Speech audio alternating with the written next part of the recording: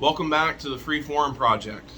Today I would like to discuss energy, whether we stay in the present or move forward into the future. With energy prices on the rise, President Biden has appealed to OPEC and to Russia in an attempt to raise crude production to help alleviate the price spikes here in the United States. That plea seems to have been ineffective, as energy ministers from major oil and gas producers, including Saudi Arabia and Russia, decided to stay the course and gradually increase their production, only increasing it by 400,000 barrels a day in December. If only we were energy independent and didn't need to rely on foreign sources to control our domestic costs. In a classic political misdirect, blame is being thrown across the globe, and the politicians are saying that it is the coalition's fault that these prices are not curbed. While that may be partially true, they're also choosing to ignore the fact of inflation and ignore the seemingly endless supply of money and spending, and then ignoring a budget that will likely never be balanced, and then also ignoring the review of dependence on foreign oil. We currently are sitting around $83 per barrel when it comes to crude, and Bank of America predicts we will see prices of $120 per barrel by June of 2022. From the foreign oil producer standpoint, why would they increase production to lower price? That means less profit. We made this mess for ourselves, and our citizens suffering really isn't their problem. Beyond that, again, making less money from their exports is probably not going to be very high on their to-do list. That this isn't just a US problem. The UK and parts of Europe are seeing record high gasoline prices as well. So before we jump on the roast the Democrat bandwagon and blame this all on Biden, let's remember that the duopoly makes policy, aka the bipartisan effort between the red and the blue. They have been working together to do this to us for a very long time. Not any one politician or party is responsible for this mess. Every single one of them are. Another key player entering into this conversation is natural gas. Those prices have been soaring as well, and going into the cold weather season through most of the country, households will also need to contend with that rise in cost moving forward. With all of this in mind, I would like to propose a question to the viewers. Is it time to look for sustainable alternatives to oil?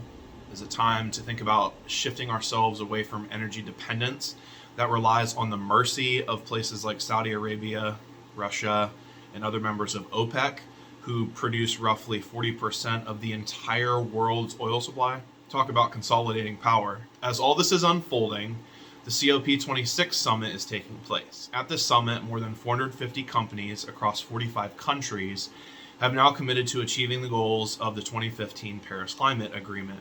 The Glasgow Financial Alliance for Net Zero announced last week this coalition controls over 40% of global banking assets, and its organizers predict it can deliver $100 trillion of finance over the next 3 decades to accelerate the transition to net zero carbon emissions. As stated, this group is focused on reducing carbon emissions. However, that goes hand in hand with my topic of reducing the use of fossil fuels. Ironically, but also as a necessity, members of this coalition have poured nearly $4 trillion into the fossil fuel industry since 2015 when the Accords took root.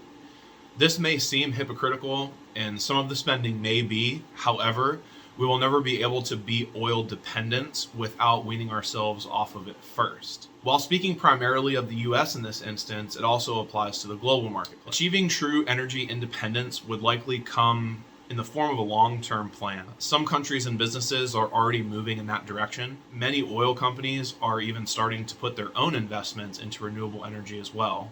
Seeing that type of paradigm shift happening means that there is still hope, but we would need to see action taken within the US and by our own investors as well. If we shift our aspirations away from oil profits and into research, development, and manufacturing of cost-effective, renewable sources, we could easily achieve so much more than just reducing oil consumption. So now I'd like to throw a little bit more information out there for consideration.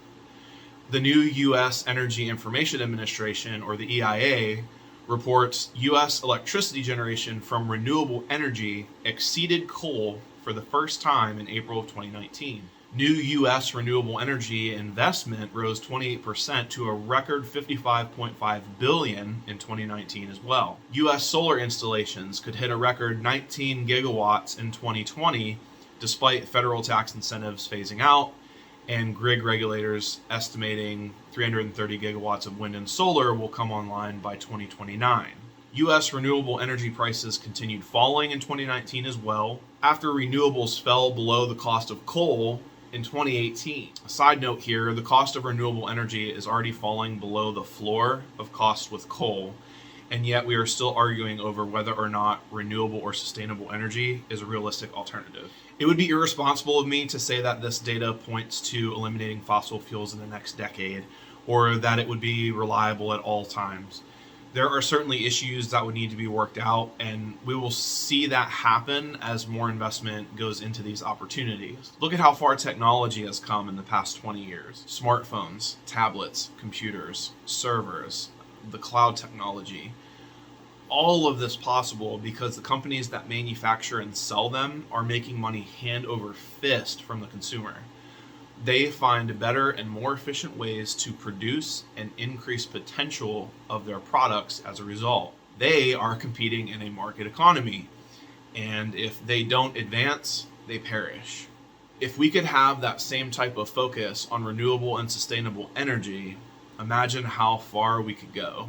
It would be a safe bet to say that with the ingenuity, drive, and entrepreneurial spirit here in the US, we could easily exceed the world's expectations in developing incredible energy technology.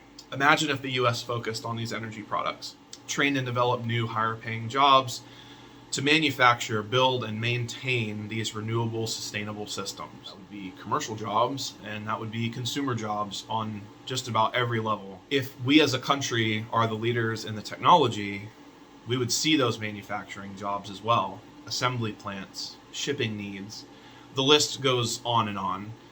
I would be willing to bet that the jobs created would exceed jobs lost with one industry versus another.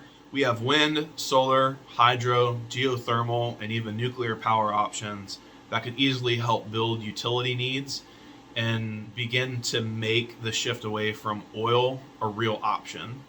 Companies like Tesla developing long-range vehicles that rely on electricity more than petroleum.